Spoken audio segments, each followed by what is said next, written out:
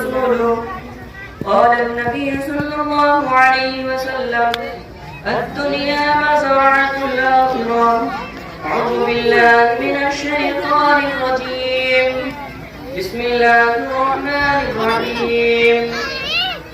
ولهن مثل الذي عليهن بالمعروف. صدق الله العظيم.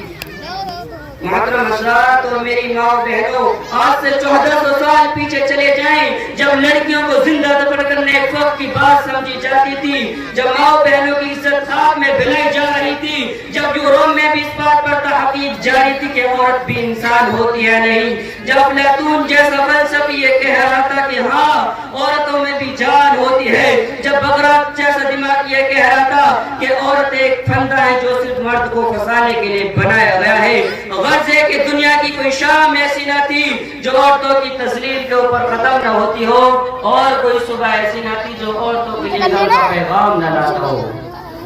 ایسے خوفناک ماحول میں ایک نبی آتے ہیں، اسلام کا پیغام لاتے ہیں، جو رحمت ہی رحمت تھے، شفقت ہی شفقت تھے۔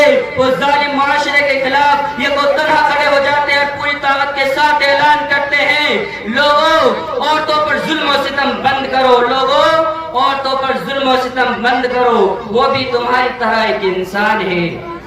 استوصوا بالنساء خیرا، لوگوں عورتوں کے ساتھ بھلائی کا معاملہ کرو۔ وَلَهُنَّ مِثْلُ الَّذِي عَلَيْهِنَّ بِالْمَعْرُوفِ، مردوں کی طرح ان عورتوں کے بھی کچھ حقوق ہیں۔ یہ آواز کیا آئی کہ ہر طرف کلیاں کھل اٹھی، بہاروں پر بہار آ گئی، آج معصوم کلیوں کو جینے کا حق مل گیا۔ ننھی کڑیاں جنہیں دفن کرنا ایک فیشن تھا، بے گناہ سمجھا جانے لگا۔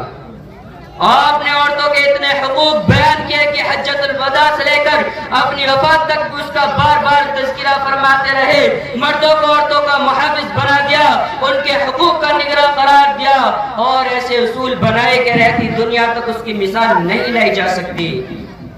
چنانچہ آپ کے فرمان کے مطابق عورت اگر ماں ہے تو فرمایا: الجنت تحت اقدام امہاتکم، جنت تمہاری ماں کے قدموں کے نیچے ہے۔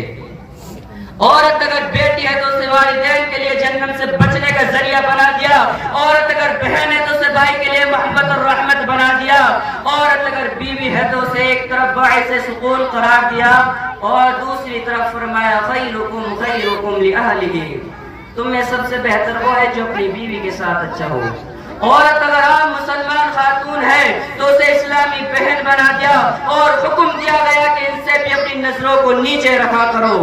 غرض ہے کہ اسلام نے جو عورتوں کو مقام و مرتبہ دیا ہے وہ کسی بھی مذہب میں نہیں ہے، وہ کسی بھی دھرم میں نہیں ہے، جس کا تقاضا تھا کہ ہماری عورتیں اسلام کے قدموں پر نثار ہو جائیں، اسلام کے دیے گئے رفعت و عزت پر قربان ہو جائیں۔ مگر افسوس کہ آج ہماری مائیں بہنیں اسلام کے نظیم احسانات کا شکریہ ادا کرنے کی بجائے اسلام کے مخالف کام کر رہی ہیں، اسلام کے مقابلے مغرب کی الٹی تہذیب اور گندے کلچر کو زیادہ اہمیت دے رہی ہیں، اور دن بدن اسلام کی بجائے آزادی نسواں کے جھوٹے علم برداروں کے چنگل میں پھنستی جا رہی ہیں۔ میں تمام ماں بہنوں سے پوچھنا چاہتا ہوں کہ بتاؤ، وہ تمام لوگ جو عورتوں کی آزادی کی باتیں کرتے ہیں، ہر کام میں، ہر آفس میں، بزنس کی لائنوں میں عورتوں کی حصہ داری کی باتیں کرتے ہیں، پردے کو عورت کی آزادی کے خلاف سمجھتے ہیں، شوہر کی داد کے ساتھ گھر میں رہنے کو قید خانہ تصور قرار دیتے ہیں، بچوں کی تربیت کے لیے گھر میں رہنے کو ظلم بناتے ہیں۔ آخرکار ان لوگوں نے عورتوں کے حقوق کے لیے کیا کام کیا ہے؟ آج جہیز کے نام پر عورتوں کو مار دیا جاتا ہے، ملک کے کونے کونے سے عصمت دری کی خبریں آ رہی ہیں، پوری دنیا میں ہر ایک منٹ میں سینکڑوں لڑکیوں کو ماں کے پیٹ میں ہی مار دیا جاتا ہے۔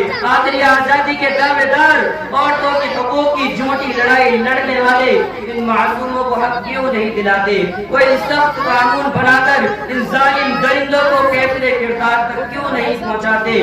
معصوم دوشیزاؤں کو مسلنے والے ان بھیڑیوں کو پھانسی کے پھندے پر کیوں نہیں لٹکاتے؟ میری بہنوں، حقیقت یہ ہے کہ نام نہاد آزادی کے دعوے داروں کو عورتوں کی عزت و آزادی سے کوئی مطلب نہیں ہے، بلکہ ان کا مقصد تھا دنیا میں عریانیت پھیلانا، بنا جس میں وہ کامیاب ہو گئے. ان کا مقصد تھا عورت چراغ خانہ سے چراغ محفل بنے اور یہ مقصد بھی پورا ہو گیا. ان کا مقصد تھا اپنی تجارت چمکانا اور یہ مقصد بھی پورا ہو گیا. ان کا مقصد تھا اپنی تجارت چمکانا اور یہ مقصد بھی پورا ہو گیا. چنانچہ آج دیکھیے 1 روپے کے معمولی سامان پر عورتوں کا آدھا جسم کھلا فوٹو چھاپا گیا ہے. اچھی چیز سے لے کر بری چیز میں عورتوں کے فوٹو چپکائے گئے ہیں جس کا مقصد تھا کہ گراہک اس سامان کی طرف متوجہ ہو جائے. کیا ہماری عورتوں کی یہی عزت ہے, یہی آزادی ہے؟ اگر اسی کا نام عزت ہے تو بتاؤ زندگی میں عورتوں کو حقیقی آزادی اسلام نے دی ہے. اور جس آزادی کا نام یہ دنیا والے بتاتے ہیں وہ آزادی نہیں بلکہ دھوکہ ہے, دھوکہ, فریب ہے, گندگی ہے اور ہمارے دین و ایمان کے خلاف بھی ہے.